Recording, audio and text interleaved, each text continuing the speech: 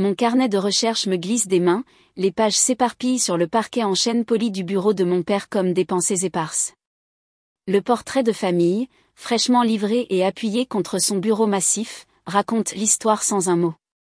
Me voici, ou plutôt, je suis à peine là, une silhouette délibérément peinte dans l'ombre, se fondant presque dans les lambris sombres en acajou derrière la famille. Mon père se tient fier et centré, ma mère élégante à ses côtés, et ma sœur, Viviane, rayonne dans un halo de lumière dorée qui fait d'elle le point focal incontestable.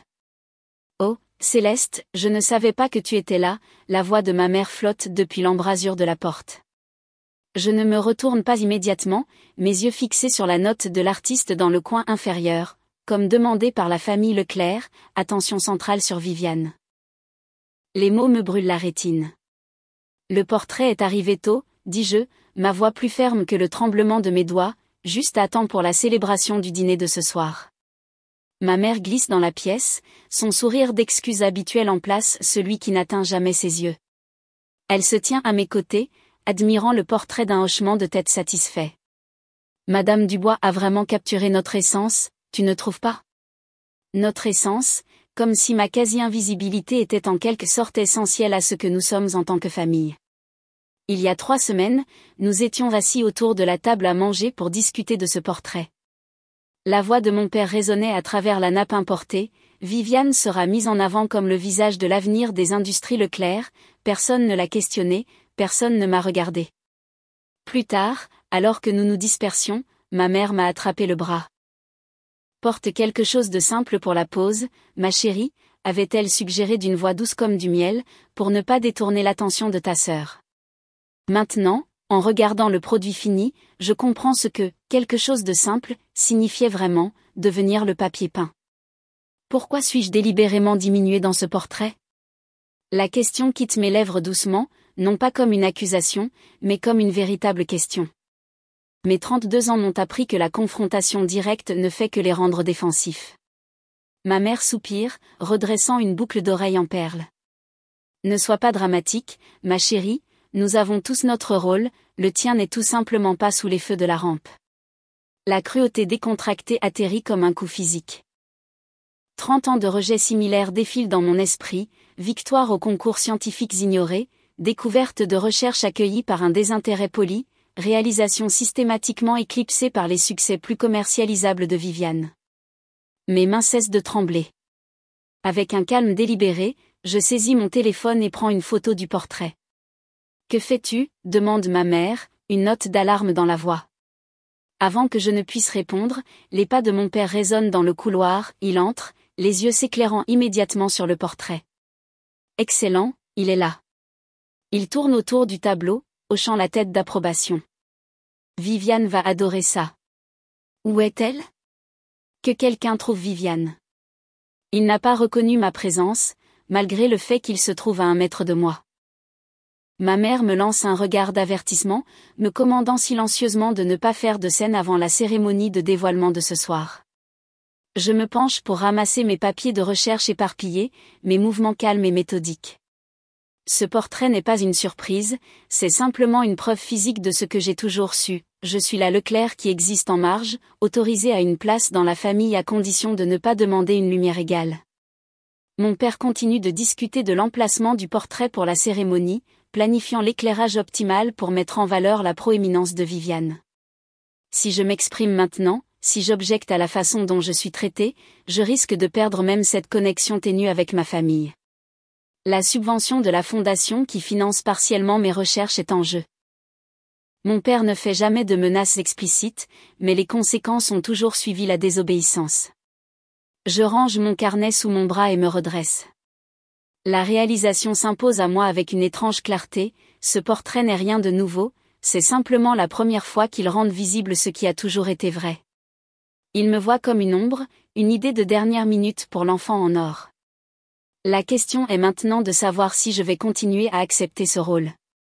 Et pour la première fois en 32 ans, je ne suis pas certaine de le faire. Une demi-heure plus tard, mes doigts hésitent sur la poignée de porte du bureau de Viviane. Je dois lui emprunter son porte-documents en cuir pour le dévoilement de ce soir, une simple course qui ne devrait pas nécessiter la profonde inspiration que je prends. À travers la porte en acajou, sa voix porte avec une projection exercée, oui, ne mettez que moi et papa dans l'article de magazine. Ma sœur ne fait pas vraiment partie du récit de l'entreprise. Ma main se retire de la porte comme brûlée. Le sang se retire de mon visage, laissant un engourdissement dans son sillage. Je me stabilise contre le mur, déglutissant difficilement contre le goût soudainement âcre dans ma bouche. Nous voulons nous concentrer sur la ligne directe de succession, poursuit Viviane, la voix douce comme du miel. Les lecteurs de Business Frontier ne se soucieront pas d'une chercheuse qui n'est pas impliquée dans les opérations quotidiennes. Je soupçonne cet effacement orchestré depuis des années, je le ressens dans des regards de travers et des conversations qui s'arrêtent lorsque j'entre dans les pièces. Mais l'entendre énoncer si clairement, si décontracté, comme si mon exclusion était simplement pratique plutôt que délibérée, me fait fléchir les genoux. Les mots résonnent dans ma tête alors que je retourne en bois dans ma chambre. Chaque souvenir se reforme. La newsletter de l'entreprise qui mentionnait le service communautaire de Viviane mais omettait ma découverte de recherche, les rapports annuels où mes contributions disparaissaient entre les brouillons, les présentations de mon père où je devenais, mon autre fille, tandis que Viviane recevait toutes ces références. Pas des accidents, pas des oublis, mais une politique. Plus tard ce soir-là, le dîner précédant le dévoilement s'étend devant moi comme un élégant champ de mine. Le cristal capte la lumière du lustre, créant des prismes sur le lin blanc. Ma mère a orchestré le placement avec une précision chirurgicale, mon père, ma mère et Viviane, regroupés à la tête avec Monsieur Dubois, le rédacteur en chef de Business Frontier, tandis que je suis exilée au bout de la table entre ma cousine Edith, qui est malentendante, et mon oncle Jacques, qui me demande mes projets universitaires depuis 15 ans malgré mon doctorat. Notre Viviane a fait preuve d'un leadership exceptionnel, annonce mon père, levant son verre, c'est pourquoi le conseil d'administration a approuvé à l'unanimité sa promotion au poste de vice-présidente exécutive, avec effet immédiat. Des applaudissements se propagent autour de la table. Je me joins automatiquement, la mémoire musculaire prenant le relais tandis que mon esprit catalogue une autre étape délibérée dans ma suppression systématique du récit familial. Ma mère fouille dans son sac de soirée. Pour marquer cette occasion spéciale, elle en sort une boîte en velours, vieillie et familière. Les saphirs Leclerc, transmis de génération en génération de femmes Leclerc qui dirigent avec distinction. Je reconnais immédiatement le collier de ma grand-mère, celui qu'elle m'avait un jour dit qu'il serait un jour le mien, parce que tu as l'intelligence Leclerc. Ma mère le fixe autour du cou de Viviane, les saphirs nichés contre sa clavicule comme s'ils y appartenaient, parfait pour que tu le portes au dévoilement du portrait, ajoute ma mère, ses yeux s'attardant brièvement, délibérément vers moi. Dubois se penche en avant, s'essuyant la bouche avec sa serviette. Et vous devez être. Ses yeux se posent sur moi avec l'intérêt poli réservé aux étrangers. Êtes-vous nouvelle dans l'entreprise familiale ? La question atterrit comme une gifle. J'ai assisté à toutes les fonctions de l'entreprise pendant des années. Je me suis assise en face de Dubois à pas moins de 3 galas de charité, où nous avons discuté de l'intérêt de sa fille pour la science. C'est Céleste, Viviane m'interrompt avant que je ne puisse répondre. Ma sœur, elle fait de la recherche que la Fondation soutient. De la recherche, comme si cartographier les réponses neurologiques à des traitements ciblés était un passe-temps plutôt que l'œuvre de ma vie. Comme c'est charmant, dit Dubois, se tournant déjà vers mon père. Plus tard, ma mère me coince près de la table des desserts, sa voix basse sous le tintement des couverts. Je remarque que tu as été plutôt silencieuse ce soir. Juste en train d'observer, je réponds, sélectionnant une truffe au chocolat sans appétit. Bien. Son sourire n'atteint pas ses yeux. N'oublie pas que le comité d'examen des subventions de la Fondation se réunit le mois prochain. Il serait regrettable que ton financement soit remis en question à cause d'un drame ce soir. La menace est enveloppée de velours mais indubitable. Le bail de mon centre de recherche, les salaires de mon équipe, des années de travail, tout est lié au financement familial qui pourrait disparaître d'un mot. Je comprends parfaitement, dis-je, le chocolat se transformant en cendre dans ma bouche. Pendant un instant, j'envisage de ne tout simplement pas assister au dévoilement. Que se passerait-il si l'ombre dans le portrait ne se présentait pas en personne ? Quelqu'un remarquerait-il même mon absence, ou cela ne ferait-il que confirmer ce que le portrait déclare déjà, que je suis une idée de dernière minute, à peine digne d'être incluse ? Alors que les invités se dirigent vers le grand salon pour le dévoilement, une main touche mon coude. Je me retourne pour trouver Madame Dubois, l'artiste portraitiste, ses yeux doux sous des cheveux gris acier. Ils ont insisté sur la composition, dit-elle doucement. J'ai essayé de capturer votre dignité malgré leurs instructions. Sa confession me frappe comme un diapason, résonnant avec une clarté inattendue. Ce petit acte de rébellion artistique, préservant une certaine essence de moi, malgré les directives de ma famille, ressemble à la première interaction honnête que j'ai eue de toute la soirée. Merci, je murmure, étrangement ému. Alors que je remercie Madame Dubois, je me demande si je dois m'exprimer lors du dévoilement ou quitter complètement cette famille. Est-ce que faire une scène les ferait enfin me voir, ou est-ce que disparaître de leur portrait et de leur vie serait la déclaration la plus puissante ? 3 jours plus tard, alors que je suis au travail, le message de Viviane sur les réseaux sociaux apparaît sur mon téléphone pendant que je passe en revue les résultats de laboratoire. La notification coupe ma concentration comme un scalpel. Enfin, une image de famille qui montre chacun à sa juste place. Une prévisualisation recadrée du portrait est jointe, la montrant baignée de lumière dorée tandis que je suis à peine visible dans les ombres de l'arrière-plan. Mon téléphone vibre sans relâche alors que les messages affluent. Oh ma chérie, je viens de voir la prévisualisation du portrait, ça va ? Docteur Dupont, du club de golf de mon père, j'ai toujours trouvé la dynamique de votre famille intéressante.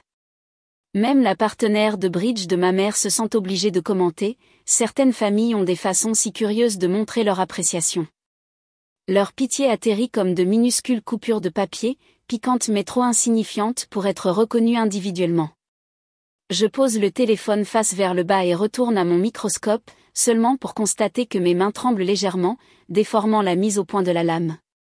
Le coup final arrive via l'appel téléphonique parfaitement synchronisé de ma mère. Ma chérie, North Shore Magazine va nous interviewer immédiatement après le dévoilement. Ils veulent discuter de l'avenir du leadership des industries Leclerc. Sa voix s'élève avec un enthousiasme exercé. Une si merveilleuse exposition pour Viviane. Et ma contribution à l'entreprise par ma recherche, je demande, me surprenant par la franchise. Une brève pause révélatrice. Eh bien, ce n'est pas vraiment le sujet de l'article, ma chérie. Pas le sujet. Jamais le sujet. Le lendemain matin au laboratoire, Dr Fournier pose le rapport annuel de la Fondation Leclerc sur mon bureau, son doigt pointant vers la section « Réalisation de la recherche ». Céleste, pourquoi ton nom n'est-il pas ici ? Ton étude sur la biorégénération a été presque entièrement financée par la fondation de ta famille. Je parcours la page, trouvant chaque chercheur sauf moi crédité de la percée que nous avons partagée. L'omission est si délibérée qu'elle semble violente. Ce n'est pas un oubli, docteur, dit Fournier, son visage ridé se plissant d'inquiétude.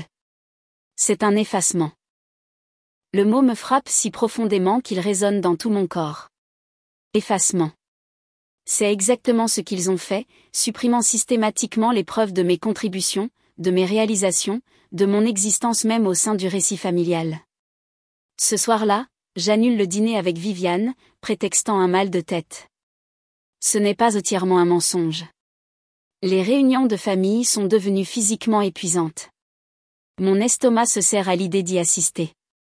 Ma respiration devient superficielle en leur présence. Les symptômes ont commencé il y a des années mais se sont intensifiés depuis la découverte du portrait. Au lieu de subir une autre soirée de diminution soigneusement chorégraphiée, j'étale mes carnets sur le sol de mon appartement. Page après page documente ma suppression progressive. Des photographies où j'ai été positionnée sur les bords, facilement coupées. Des coupures de journaux de mes réalisations avec mon nom délibérément omis des citations familiales. Des courriels discutant d'événements de l'entreprise où ma participation n'est jamais mentionnée. Je crée une chronologie numérique, organisant méthodiquement les preuves. 3 décennies d'effacement systématique, documentées avec une précision scientifique. Le modèle, une fois assemblé, est indéniable. L'inattendu se produit 2 jours avant la cérémonie de dévoilement. Madame Schmidt, la secrétaire de mon père depuis 26 ans, me coince dans un couloir vide au siège des industries Leclerc. Prenez ça, chuchote-t-elle, glissant une chemise cartonnée dans mes mains. Ne dites pas où vous l'avez eue. À l'intérieur se trouvent des coupures de journaux jaunis, mes victoires au concours scientifique, mes découvertes de recherche, mes honneurs universitaires, tous soigneusement conservés. Dans la marge de l'une d'elles, l'écriture distinctive de mon père note: l'approche de Céleste en matière de régénération cellulaire fait preuve d'une perspicacité remarquable. Il remarque plus qu'il ne le montre, chuchote Madame Schmidt avant de disparaître au coin de la rue. La chemise pèse lourdement dans mes mains, non pas avec la vindication, mais avec quelque chose de plus compliqué, la connaissance que la reconnaissance retenue est un choix délibéré, pas un oubli. 2 jours plus tard, le vestiaire avant la cérémonie de dévoilement bourdonne d'activité. Ma mère ajuste le collier d'émeraude de Viviane, tandis que les maquilleurs appliquent les dernières retouches. Je me tiens près de la fenêtre, vêtue de la robe gris anthracite que j'ai choisie contre les suggestions de ma mère pour quelque chose de plus discret. Céleste, te voilà. Ma mère s'approche, ses yeux parcourant ma tenue avec une désapprobation à peine dissimulée. Quand les photographies commenceront, s'il te plaît, tiens-toi à l'arrière, le magazine veut se concentrer sur la ligne directe de succession. La ligne directe, comme si j'étais une lointaine parente, pas leur première fille. Quelque chose change en moi, une plaque tectonique bougeant après des années de pression. Le tremblement de mes mains s'arrête complètement. J'ai été à l'arrière toute ma vie, dis-je, ma voix ferme et claire. Je ne le ferai plus. Le sourire de ma mère se fige. Ce n'est pas le moment de faire du théâtre. Ce n'est pas faire du théâtre que d'attendre une reconnaissance fondamentale de ma propre famille. Les mots coulent facilement maintenant, comme s'ils avaient attendu des années pour émerger. Je suis la directrice de recherche des industries Leclerc. Mon travail a sécurisé 3 brevets pour cette entreprise. J'existe, maman, que tu choisisses de me voir ou non. Pour une fois, elle n'a pas de réponse préparée. Le silence entre nous s'étend, rempli de 32 ans de vérité tacite. Céleste, dit-elle finalement, sa voix plus douce, presque incertaine. Que veux-tu? Être reconnue, pas placée devant, pas traitée spécialement, juste ne pas être délibérément effacée. Quelque chose traverse son visage, la reconnaissance, peut-être, ou la première prise de conscience de ce qu'ils ont fait toutes ces années. Avant qu'elle ne puisse répondre, la porte s'ouvre. Docteur Fournier entre, suivi de 6 membres de mon équipe de recherche, tous vêtus de tenue de soirée. Désolé de vous interrompre, dit-il, bien que son expression suggère qu'il n'est pas désolé du tout. Nous voulions soutenir notre chef de département lors de cet événement important. Ma mère cligne des yeux, confuse. Chef de département? Oui, docteur, dit Fournier fermement. Céleste est le brillant esprit derrière notre percée en régénération cellulaire, le travail qui apporte aux industries Leclerc sa plus grande subvention de recherche à ce jour. Mon équipe forme un demi-cercle protecteur autour de moi, leur présence une manifestation physique de ma valeur en dehors du récit familial. La cérémonie commence dans 15 minutes, annonce l'un des coordinateurs de l'événement depuis l'embrasure de la porte. J'acquiesce, me sentant plus grande d'une certaine manière. Quand je me regarde dans le miroir, je me reconnais à peine. Épaule droite, menton levé, yeux directs. Pour la première fois depuis des années, je maintiens un contact visuel avec ma mère sans détourner le regard en premier. Dans mon sac à main repose un discours plié, que j'ai préparé que je sois invitée à parler ou non. La première page d'une revue scientifique, sous embargo jusqu'à demain, annonçant une subvention majeure que mon équipe a obtenue indépendamment des liens avec la famille Leclerc. Le coordinateur revient. Ils sont prêts pour la famille maintenant. Ma mère tend la main automatiquement, s'attendant à ce que je la suive comme toujours. Au lieu de cela, je me tourne vers mon équipe. On y va. Nous nous dirigeons ensemble vers le grand salon. Alors que la cérémonie de dévoilement commence, je prends une place inattendue au premier rang au lieu de ma place assignée à l'arrière, sentant le poids des regards, la confusion de ma famille, l'approbation de mes collègues. Parfois, une ombre doit sortir de l'obscurité pour être reconnue comme une personne. Je sors mon téléphone de mon sac de soirée, l'inclinant soigneusement sous la table. L'appareil photo capture mon père me déplaçant physiquement de côté, alors que le photographe arrange la famille Leclerc en demi-cercle autour du portrait. Personne ne questionne ses mains sur mes épaules alors qu'il me positionne 3 pas en arrière de l'endroit où Viviane se tient baignée de lumière professionnelle. Parfait, dit le photographe. Maintenant, juste la famille immédiate. La famille immédiate, comme si 32 ans de sang Leclerc coulant dans mes veines me rendaient moins immédiate que les autres. Mère, père, Viviane au centre s'il vous plaît, poursuit le photographe. Je capture tout. Chaque rejet. Chaque effacement.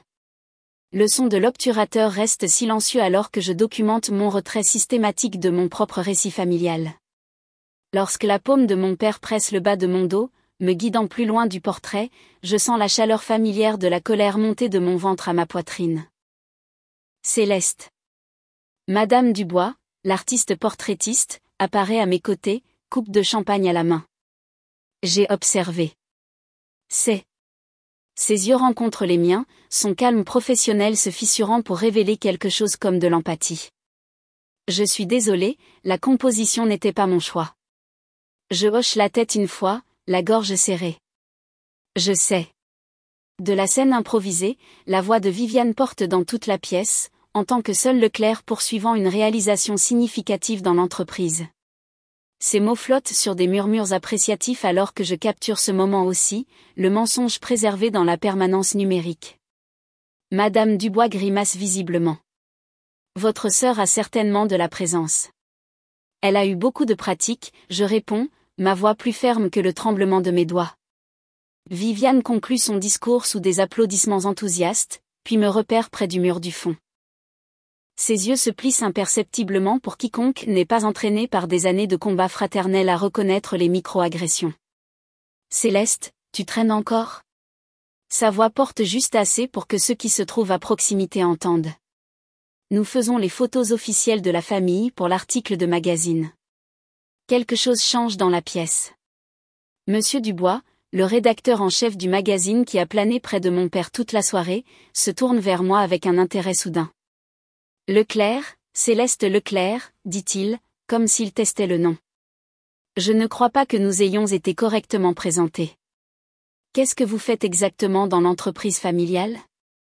La question reste en suspens, un piège ou une opportunité, je ne suis pas encore sûre. Je ne travaille pas pour les industries Leclerc, je réponds, ma voix trouvant une force inattendue. Je dirige la recherche biomédicale à l'Institut Northridge. Nous développons des thérapies protéiques ciblées pour les affections neurodégénératives. Les sourcils de Dubois se lèvent. Des thérapies protéiques, comme le travail qui a remporté le prix Lasker l'année dernière ? Approche similaire, applications différentes. Les mots coulent maintenant, mémoire musculaire de d'innombrables présentations de recherche. Notre objectif est de prévenir le mauvais repliement des protéines dans les cas d'Alzheimer et de Parkinson à début précoce. Je vois 3 membres du conseil d'administration se rapprocher, leurs voix sont temporairement oubliées. L'une d'entre elles, Madame Moreau, pose une question étonnamment technique sur notre méthodologie. Alors que je réponds, je remarque le regard de mon père fixé sur notre cercle grandissant. Lorsque Dubois a soudainement posé des questions sur ma recherche biomédicale, j'ai eu un choix à faire, minimiser mon travail comme j'avais été conditionné à le faire, ou saisir ce moment pour sortir de l'ombre. Parfois, l'opportunité arrive déguisée en idée de dernière minute. Le travail de Mademoiselle Leclerc est plutôt remarquable, la voix du docteur Fournier coupe la conversation alors qu'il s'approche de notre groupe. Je ne l'attendais pas avant plus tard.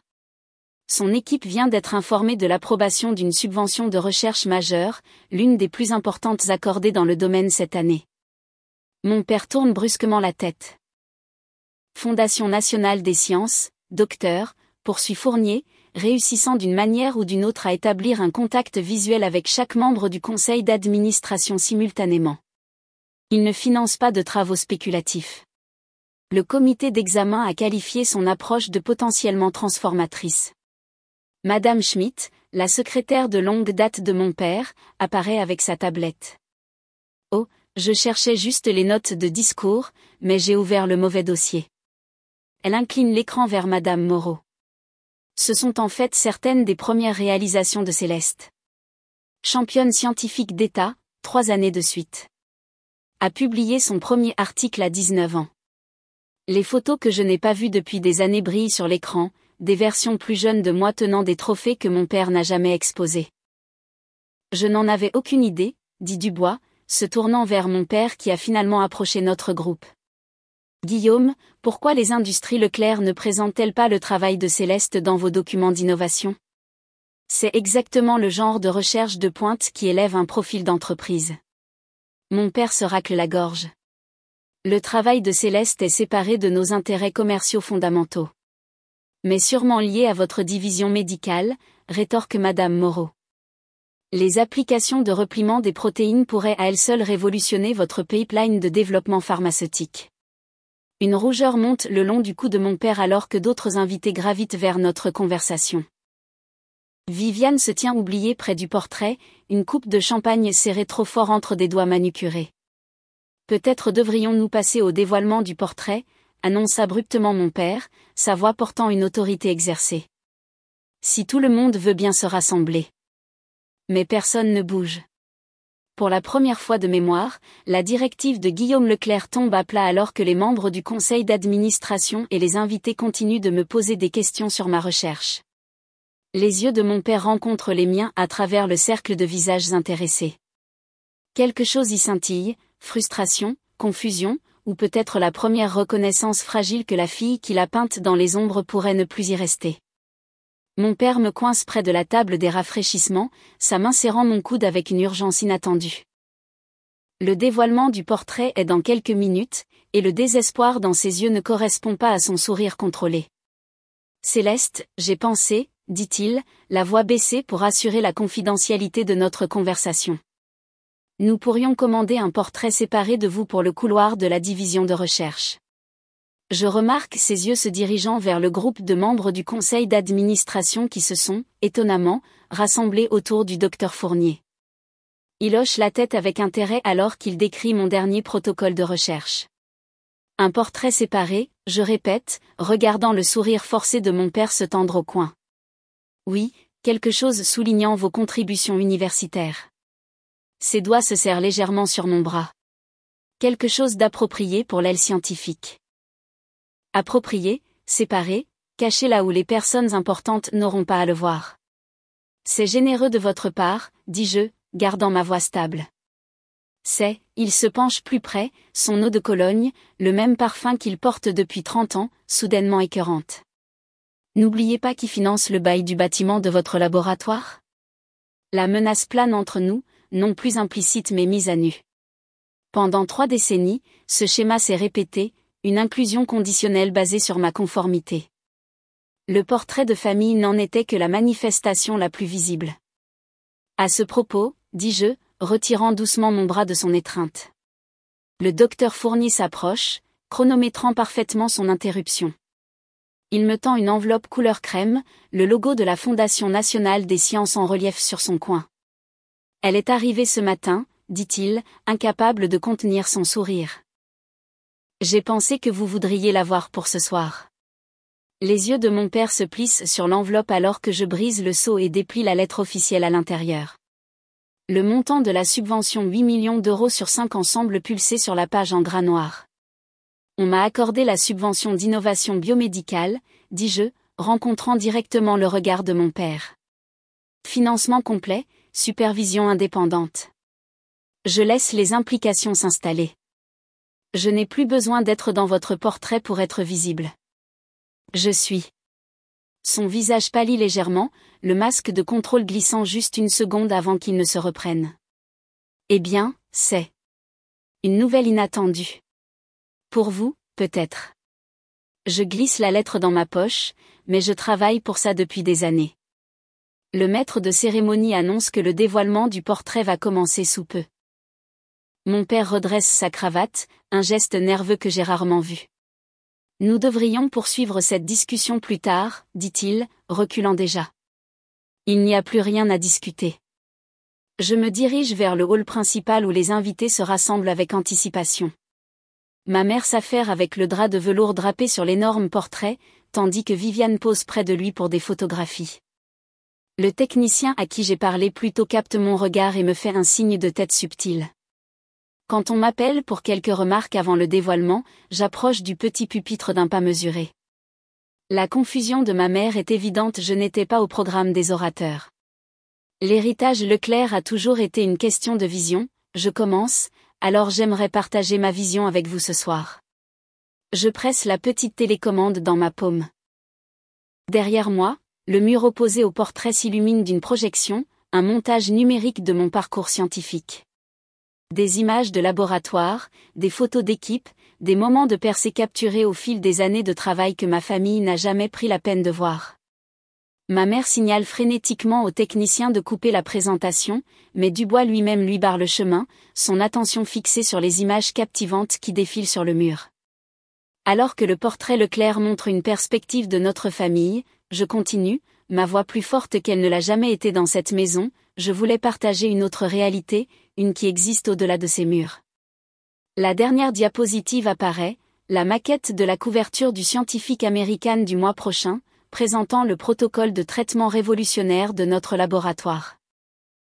Le groupe média de Dubois publie le magazine, un fait qui fait pâlir le visage de ma mère. Parfois, les portraits les plus significatifs ne sont pas peints à l'huile, dis-je, mais dans l'impact que nous laissons sur le monde. Des applaudissements éclatent, menés par le docteur Fournier et se propageant dans la foule. Les membres du conseil d'administration et les invités se dirigent vers ma présentation, posant des questions sur la recherche, tandis que le portrait de famille reste momentanément oublié sous son voile de velours. J'entends des bribes de conversation alors que je me déplace dans la foule. Est-ce qu'elle lance sa propre fondation? La recherche de la fille Leclerc pourrait surpasser l'entreprise familiale en 5 ans. Pourquoi n'est-elle pas plus impliquée dans l'entreprise? Mon père se tient seul près du portrait, son expression illisible, alors que son regard se déplace entre le tableau couvert et ma présentation numérique. Pendant 32 ans, j'ai essayé de déchiffrer ce visage, d'y trouver un indice d'approbation ou de fierté. Ce soir, je réalise que peu importe ce qu'il voit. Alors que je réponds à une question d'un membre du conseil d'administration sur les essais cliniques, Viviane s'approche par derrière. Ses doigts effleurent mon bras, sa voix tombant en un murmure que moi seul peux entendre. Il faut qu'on parle en privé, plus tard. Ses yeux contiennent quelque chose que je n'ai jamais vu auparavant, de l'incertitude, peut-être même de la peur. L'enfant en or semble soudain terni à la lumière de mon indépendance. Je me contente d'acquiescer et de me retourner vers ma conversation, la laissant se demander ce que je pourrais dire quand nous parlerons enfin d'égal à égal. 6 mois après le dévoilement du portrait, je me tiens devant 2 douzaines d'investisseurs dans mon centre de recherche agrandi. La télécommande de présentation polie me semble naturelle dans ma main maintenant, plus de tremblements, plus d'hésitation. La lumière du soleil traverse des fenêtres allant du sol au plafond, illuminant l'espace que j'ai conçu moi-même. Le protocole de régénération cellulaire Leclerc montre des taux de succès sans précédent dans les essais cliniques, j'explique, avançant vers une diapositive montrant des statistiques de récupération impressionnantes. Nous prévoyons l'approbation de l'ANSM d'ici le prochain trimestre. Le docteur Fournier capte mon regard depuis le dernier rang et me fait un subtil signe de tête d'approbation. Autrefois, j'aurais regardé mes chaussures pendant les présentations, ma voix à peine audible. Maintenant, j'attire l'attention avec la confiance tranquille qui vient d'être vraiment vue. Derrière mon bureau est accroché un mur de jalons significatifs, mes prix de recherche affichés en bonne place à côté d'une petite photo de bon goût de mes parents, ne planant pas au-dessus de moi comme autrefois, mais positionnés comme des égaux dans la tapisserie de ma vie. L'agencement en dit long à quiconque comprend le langage de la hiérarchie visuelle. Des questions? Je demande, rencontrant directement le regard de chaque investisseur. Plus tard ce soir-là, j'arrive à la fête d'anniversaire de mon père au domaine familial. Le nœud familier dans mon estomac s'est considérablement desserré depuis la dernière fois que j'ai franchi ses portes. Céleste, viens nous rejoindre pour la photo de famille, appelle ma mère, faisant signe vers l'arrangement familier, Viviane, au premier plan et au centre. Mon père, rayonnant à ses côtés, un espace pour moi discrètement niché derrière eux. Tout le monde se rapproche, ordonne le photographe. Mademoiselle Leclerc, pourriez-vous reculer un peu? Vous cachez votre sœur. Je souris, les pieds fermement ancrés. En fait, je suis très bien là où je suis. Un moment de tension crépita dans l'air. Les yeux de ma mère s'écarquillent légèrement. La mâchoire de mon père se serre les signaux familiaux subtils que j'ai décodés pendant des décennies. Mais au lieu de la confrontation attendue, quelque chose de remarquable se produit. Mon père se décale légèrement pour créer de l'espace. Ma mère ajuste sa position. Le photographe recalibre. Le monde ne s'écroule pas. Le portrait se reconfigure simplement autour de ma présence plutôt que de mon absence. Parfait, dit le photographe, capturant la nouvelle constellation familiale. La semaine suivante, Madame Dubois lève son verre de l'autre côté d'une petite table au Romanoès, mon restaurant préféré. Le docteur Fournier, Madame Schmitt et moi nous joignons au toast. À être vu clairement par ceux dont la vision compte, dit Madame Dubois, ses yeux d'artiste se plissant au coin. Madame Schmitt, qui m'a glissé ce dossier de coupure de journaux il y a des mois, ajoute « Je savais que vous en étiez capable ». Et le docteur Fournier se contente d'acquiescer, le mentor qui a reconnu mon génie bien avant que je ne le revendique pleinement moi-même. 2 semaines plus tard, dans un studio ensoleillé de l'autre côté de la ville, je pose pour mon propre portrait. L'artiste me capture dans mon habitat naturel, ma blouse de laboratoire drapée négligemment sur une chaise, mon équipe de recherche visible à travers une cloison vitrée, engagée dans le travail qui donne un sens à ma vie. La conférence sur le leadership scientifique à rappeler, mentionne mon assistante alors que je passe en revue l'esquisse préliminaire, ils espèrent que vous prononcerez le discours d'ouverture. Je remarque un jeune chercheur qui rôde près de la porte, serrant un article de journal le 3e ce mois-ci à chercher le mentorat de la femme qui a refusé de rester dans l'ombre. De retour à mon bureau ce soir-là, j'ouvre un petit colis arrivé plus tôt. À l'intérieur se trouve une version miniature du tristement célèbre portrait de famille qui m'avait autrefois écrasé. Je le place sur mon bureau, non pas centré, non pas proéminent, juste un petit cadre parmi tant d'autres. Alors que je l'arrange entre ma dernière publication et une photo de mon équipe de recherche célébrant notre percée, je me demande si la vraie liberté vient de gagner l'acceptation de ceux qui vous ont autrefois diminué, ou de ne plus en avoir besoin du tout. Que choisiriez-vous ? Continuer à essayer d'être vu par ceux qui vous ont négligé, ou construire une vie où de nouveaux yeux apprécient votre pleine valeur ?